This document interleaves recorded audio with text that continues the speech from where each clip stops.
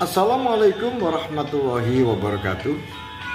Bismillah, alhamdulillah, wa syukurillah, ala nikmatillah, la haula wa la quwata illa billah, amma ba'du.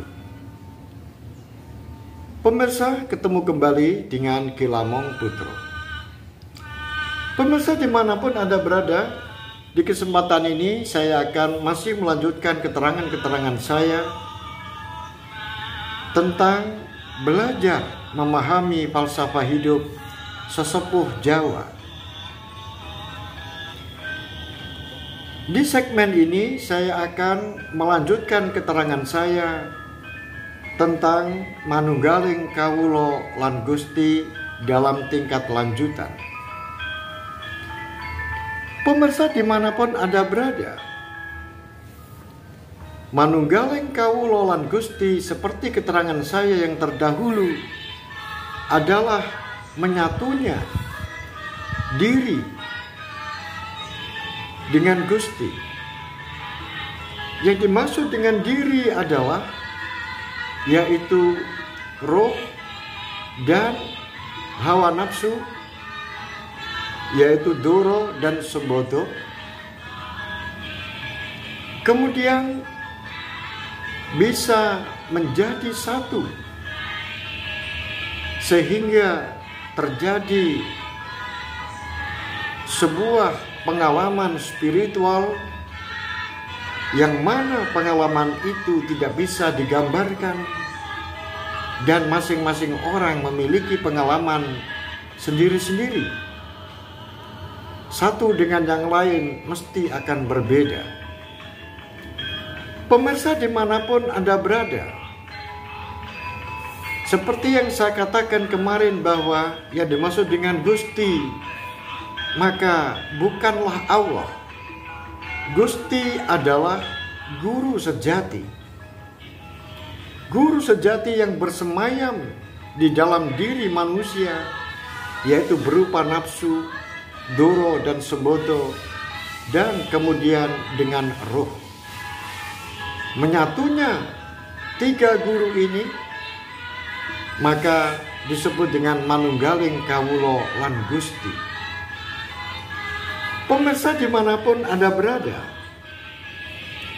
saya mulai keterangan saya ini dengan sebuah kalimat, yaitu ada sebuah ungkapan yang mengatakan bahwa man arafa nafsahu faqad arafa rabbahu.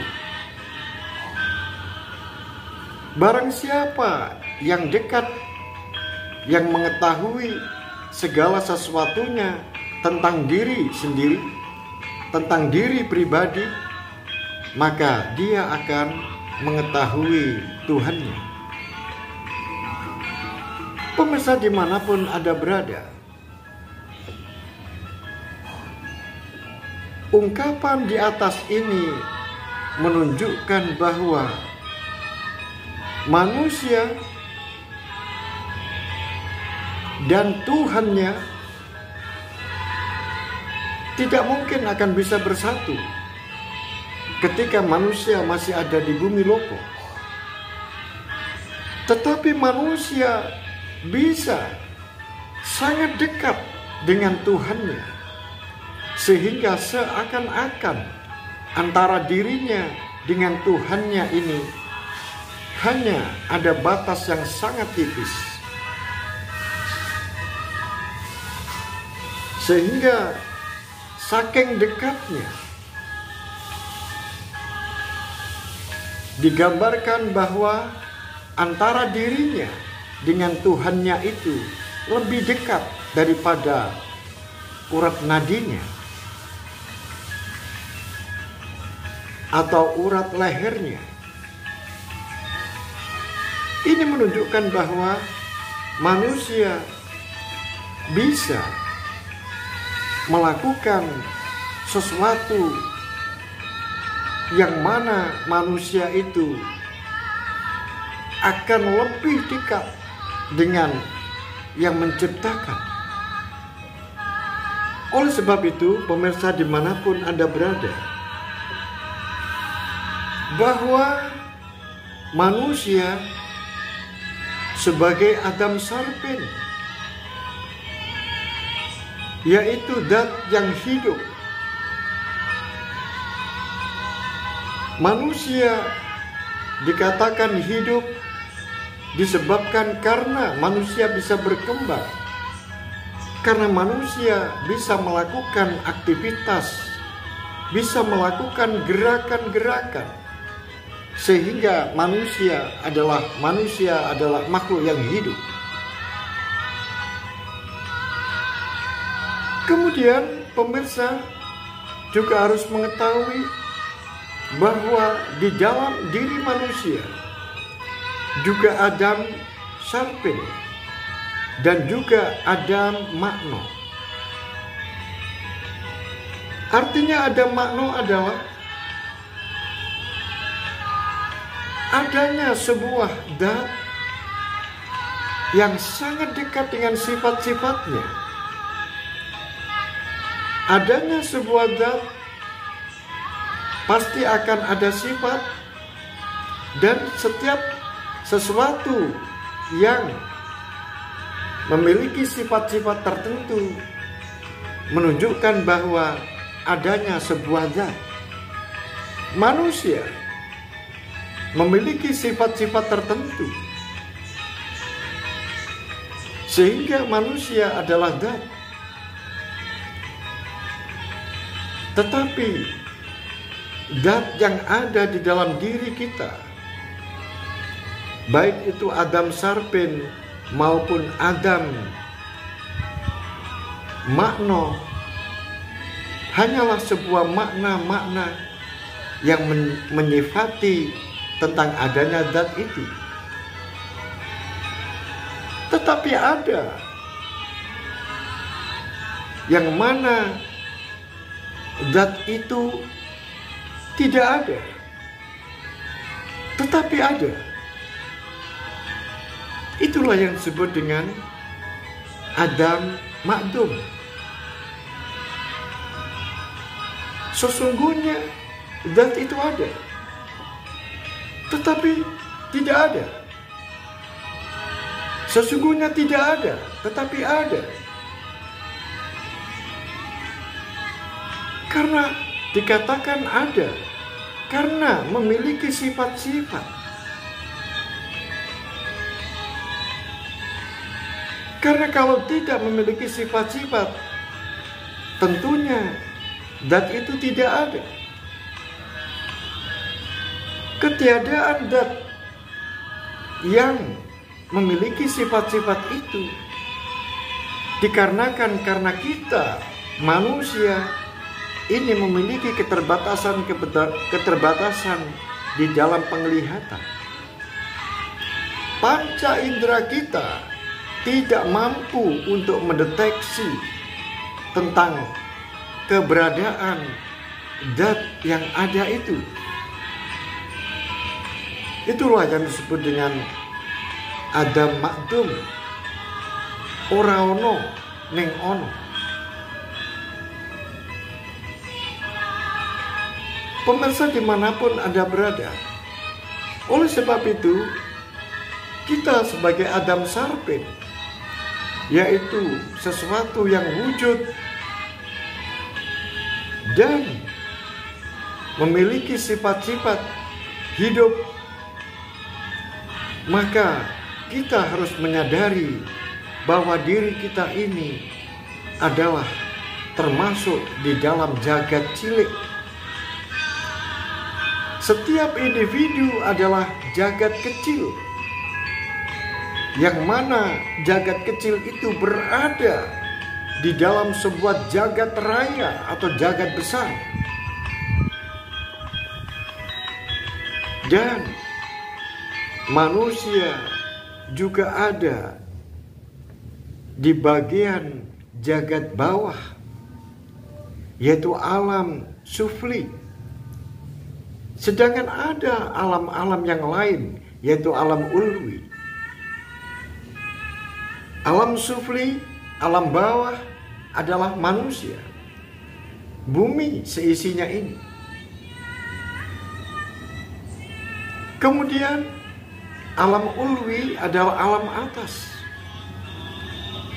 yaitu alam-alam roh, alam-alam malaikat, dan dalam kekuasaan Allah Subhanahu wa ta'ala.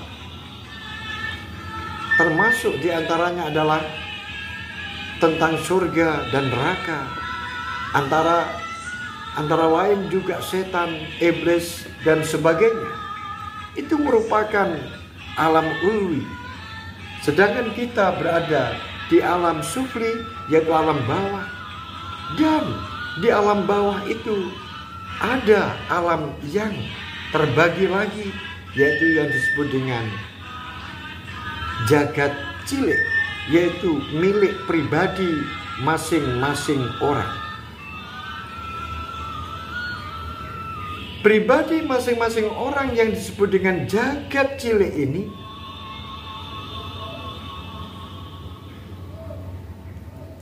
maka seseorang yang memiliki jagat kecil harus menyadari bahwa kita ini caroko yang dibekali dengan doro sembodo dan ruh suci.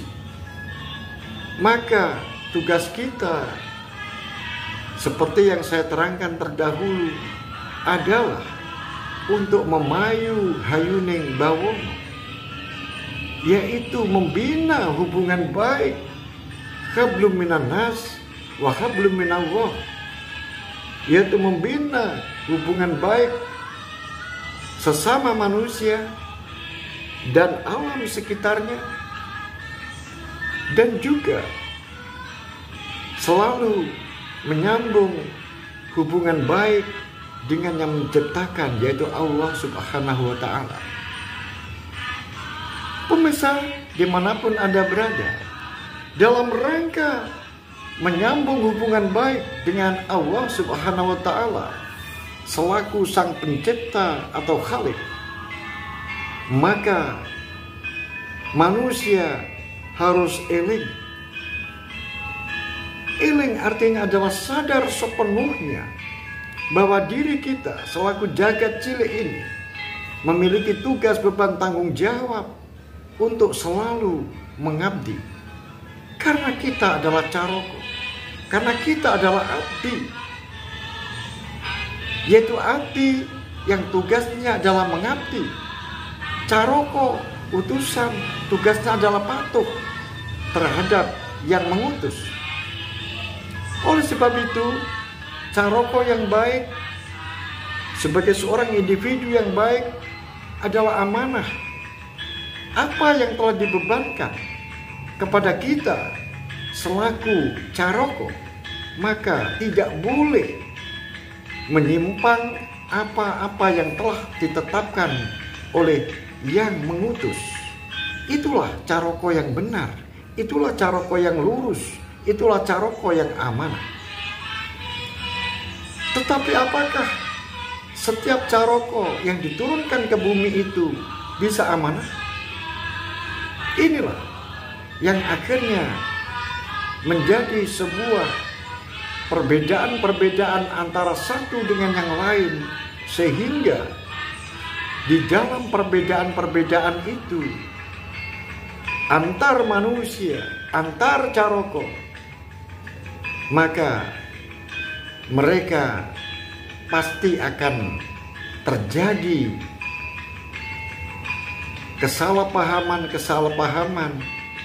terjadi perbedaan-perbedaan yang mengakibatkan terjadinya pertumpahan darah, terjadinya perpecahan, terjadinya perang, terjadinya klaim-mengklaim, terjadinya penjajahan dan sebagainya.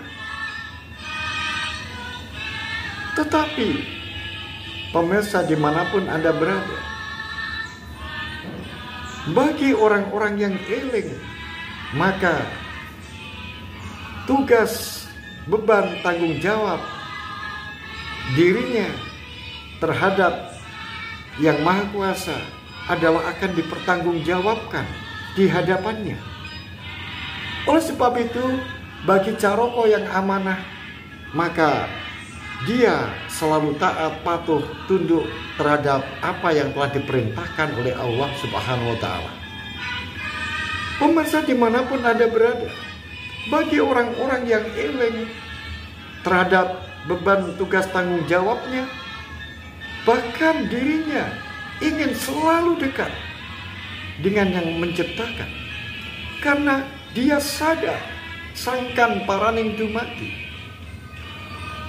Jadi manusia setelah di bumi loko ini habis kontraknya, maka dia akan kembali ke alam kelanggengan, ke alam baka, alam bako, alam kekal selama-lamanya. Oleh sebab itu, orang-orang yang sadar selalu mendekatkan dirinya kepada Sang Khalik, kepada Allah Subhanahu wa Ta'ala, karena surga dan neraka itu semuanya ada pada hak prerogatif Allah Subhanahu wa Ta'ala. Haknya Allah. Semuanya itu adalah kekuasaannya Allah. Seseorang itu dimasukkan ke surga atau ke neraka, itu adalah terserah Allah. Oleh sebab itu, usaha untuk mendekatkan diri kepada Allah Subhanahu wa Ta'ala merupakan sebuah bentuk untuk agar Allah Subhanahu wa Ta'ala itu memberikan welas asih kepada dirinya, memberikan pengampunan kepada dirinya, sehingga ketika dia berpulang ke hadapannya, maka Allah memberikan welas asihnya, kemudian diberikan imbalan tempat yang terhormat, yaitu surga. Dari upaya pendekatan diri kepada Allah Subhanahu wa Ta'ala yang lebih, di samping dia mengerjakan apa yang telah diperintahkan secara syariat, kemudian dengan kesungguhan hatinya, maka orang itu juga melakukan pendekatan kepada Allah di luar apa yang telah diperintahkan secara wajib. Oleh sebab itu, pemirsa dimanapun Anda berada, orang-orang yang seperti ini biasanya diawali dengan tobat, lelaku tobat, maka orang itu akan mangesti. Apa itu mangesti? Mangesti adalah berangkat dari niat yang baik, niat yang tulus, niat yang sungguh-sungguh untuk mendekatkan diri kepada Yang Maha Kuasa. Kemudian niat yang baik, niat yang tulus dan sungguh-sungguh ini disertai dengan tawakal yang sepenuhnya. Tawakal yang sepenuhnya, nerimo ing pandum, menerima apa adanya dan menerima apa yang akan terjadi ketika dia melakukan pendekatan kepada Allah Subhanahu wa Ta'ala. Itulah yang disebut dengan mangesti atau pangesti. Jadi pangesti di sini adalah tobat, taubatan nasuha. Taubatan nasuha yang tentu saja belajar dengan merubah sikap, membentuk karakter, dan memperbaiki akhlaknya, yaitu terutama akhlak tertuju kepada Allah Subhanahu wa Ta'ala. Pemirsa dimanapun Anda berada, setelah melakukan taubatan nasuha atau pangesti, setelah melakukan niat yang baik, sungguh-sungguh, ikhlas, dan apapun yang terjadi diserahkan kepada Yang Maha Kuasa, Allah Subhanahu wa Ta'ala, maka orang itu akan melakukan anggelar pemandeng. Anggelar pemandeng artinya menggelar pemandeng di sini adalah yaitu melakukan muraqabah. Melakukan muraqabah, melihat diri, melihat dirinya sendiri.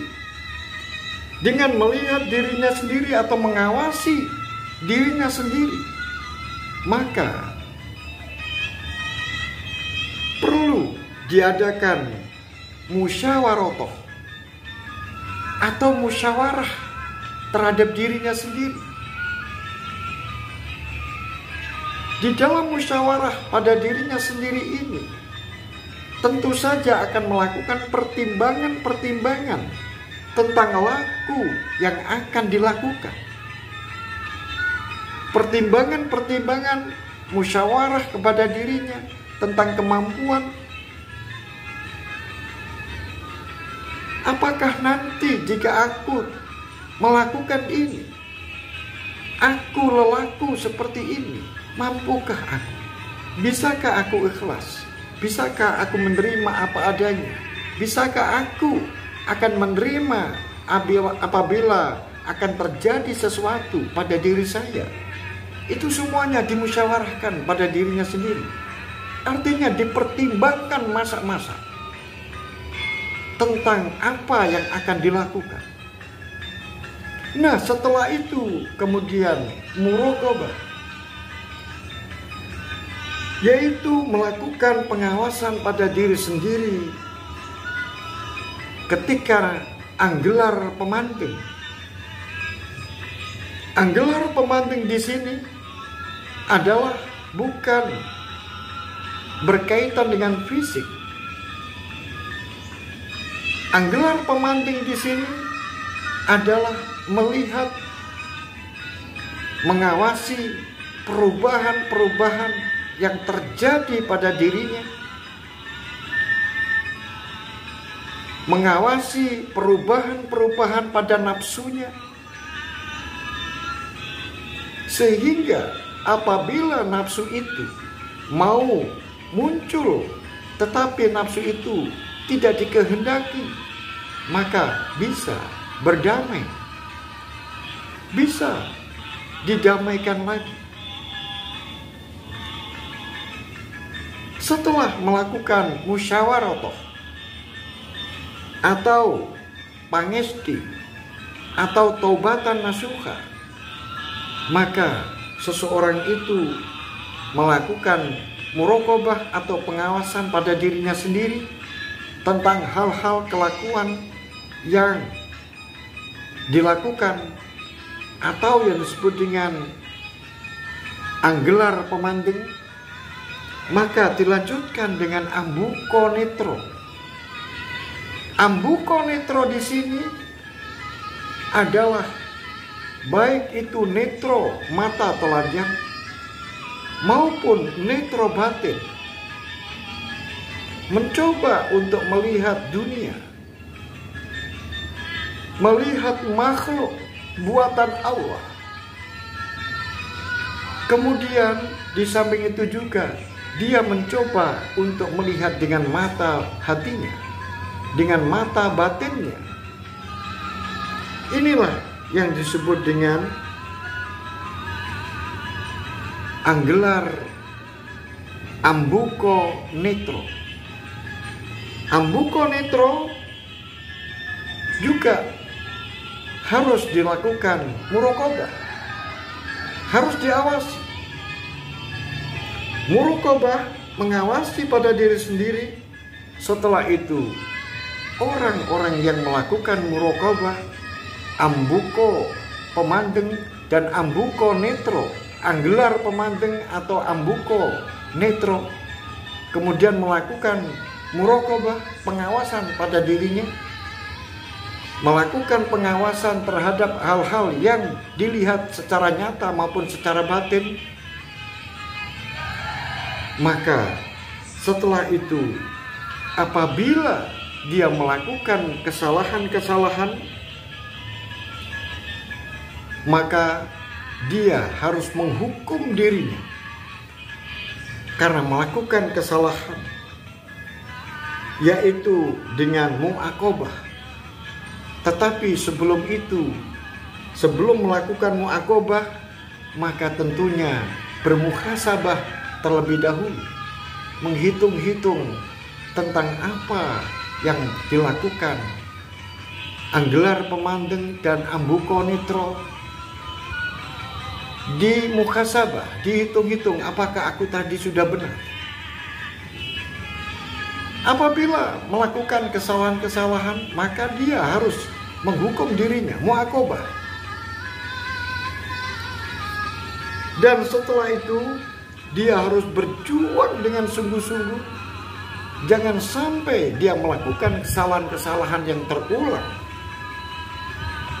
Itulah yang disebut dengan mu'aqobah atau menyesali diri sendiri terhadap apa-apa yang telah dilakukan. Kesalahan-kesalahan yang pernah dilakukan. Dan akhirnya, apabila bisa mencapai taraf seperti itu, maka orang itu akan melakukan wirid,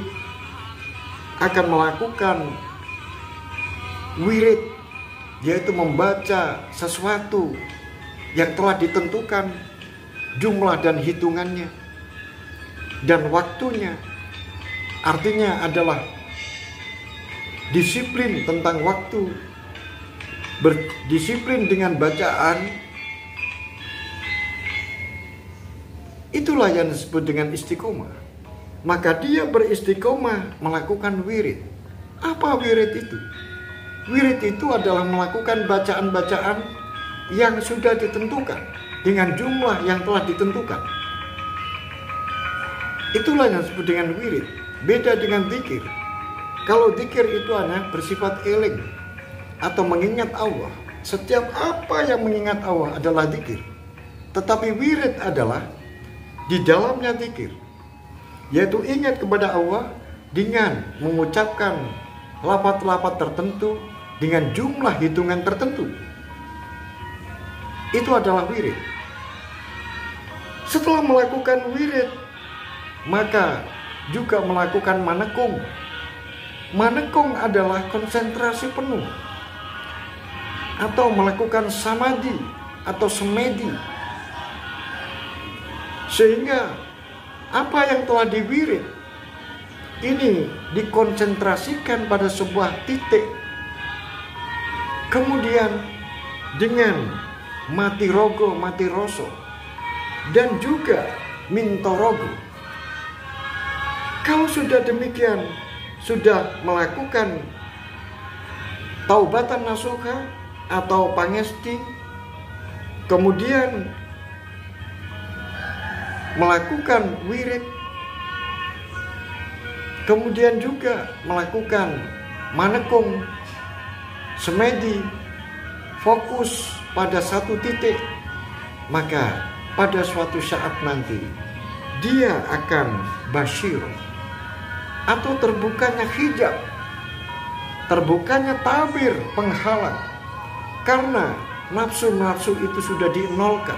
Ada pada sebuah kehampaan yang begitu indah, yang tidak bisa membedakan mana utara, mana selatan, mana atas, mana bawah, dan mana yang tepi dan mana yang tengah.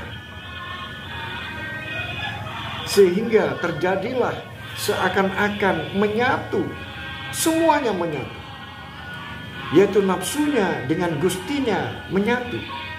Sehingga pusoko manjing warongko, warongko manjing pusoko. Itulah yang disebut dengan manunggaling kawulo lan gusti. Tetapi ingat, Gusti yang dimaksud di sini bukanlah Allah. Gusti yang dimaksud di sini adalah yaitu guru sejati, yaitu nafsu, doro, semboto, menyatu dengan roh, kemudian menghadap kepada Allah, mendekatkan diri kepada Allah. Pemirsa dimanapun Anda berada, Akhirnya apa yang dilakukan? Upaya apa yang dilakukan oleh seseorang?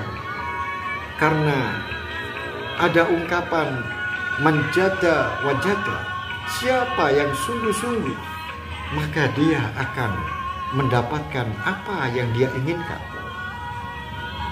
Pemirsa dimanapun Anda berada, sampai di sini keterangan saya tentang manunggaling kawula lan Gusti. Ada kurang dan lebihnya, saya mohon maaf yang sebesar-besarnya. Saya akhirul kalam, billahi taufik wal hidayah, waridho wal inayah. Assalamualaikum warahmatullahi wabarakatuh. Salam budaya warisan Nusantara.